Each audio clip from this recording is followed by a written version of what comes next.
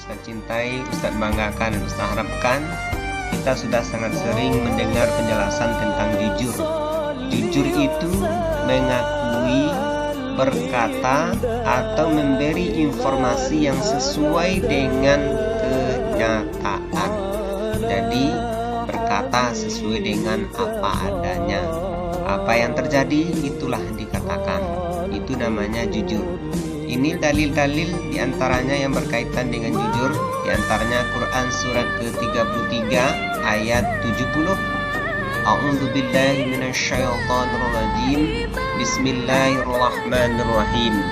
Ya ayyuhalladzina amanu taqullaha wa qulu qawlan sadida. Artinya, hai orang-orang beriman, bertakwalah kamu kepada Allah dan katakanlah perkataan yang benar. Ini jelas perintah untuk berkata yang benar. Kemudian yang kedua hadis Nabi Muhammad sallallahu alaihi wasallam an Abdullah bin Mas'ud qala Rasulullah sallallahu alaihi wasallam alaikum bisidqi fa inna as-sidqa yahdi ilal birri wa innal birra yahdi ilal jannah. Hendaklah kalian bersikap jujur karena kejujuran akan membawa pada kebaikan, sedangkan kebaikan akan membawa kepada surga. Nah, inilah diantara penjelasan tentang jujur, termasuk juga dalil-dalilnya yang berkaitan dengan jujur.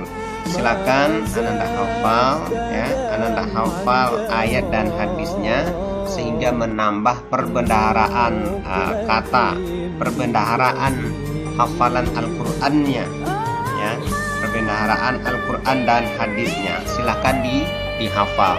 Jadi ini yang akan dihafal Quran surat yang ketiga itu surat apa? Surat Al-Ahzab, ayat 70.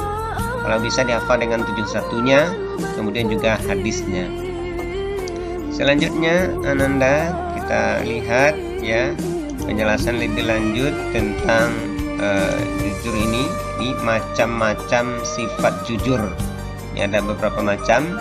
Yang pertama, sidik al-qalbi, kejujuran yang penerapannya baru pada niat. Karena niat ini juga sangat penting. Bahkan innamal a'malu binniyat, segala sesuatu tergantung niatnya. Kalau orang sudah berniat untuk berbuat jujur, maka sudah dapat pahala. Kalau dia berniat kejahatan, kalau belum melaksanakan, belum dicatat. Terus ada pertanyaan, kalau masih niat, ya, dicatat oleh malaikat, dari mana malaikat tahu bahwa kita sudah berniat melakukan itu?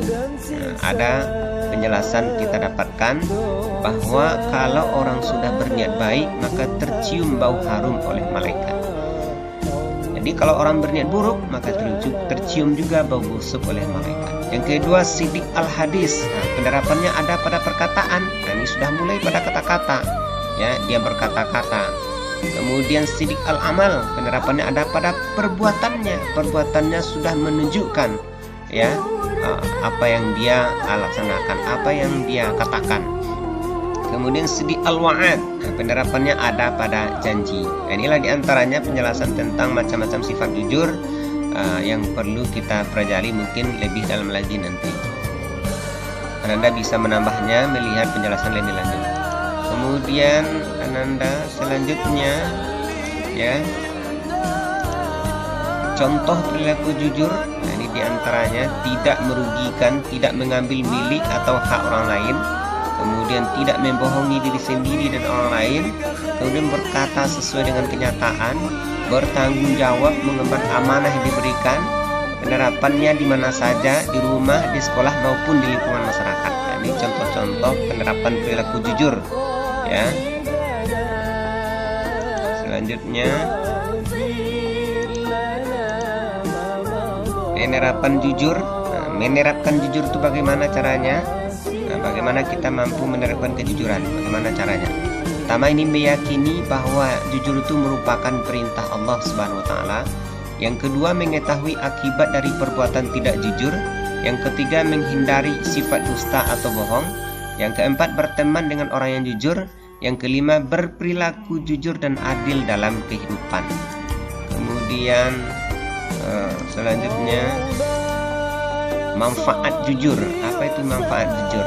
Betulkah jujur jujur itu bermanfaat. Yang pertama, manfaatnya terhadap perasaan kita. Perasaan orang yang jujur itu enak dan hatinya tenang, tidak resah dan tidak gelisah. Yang kedua, dia akan mendapatkan keberkahan dalam usahanya.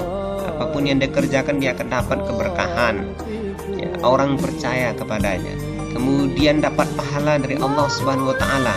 Kemudian dia selamat dari bahaya. Selamat dari bahaya orang tidak percaya kepadanya, selamat orang dari lisannya. Kemudian berikutnya dicintai oleh Allah dan Rasulnya. Kemudian timbul rasa confidence, percaya diri, dan terhindar dari tuduhan-tuduhan yang merupakan akibat dari ketidakjujurannya. Nah, inilah manfaatnya di materi kita, materi pelajaran tentang kejujuran ini.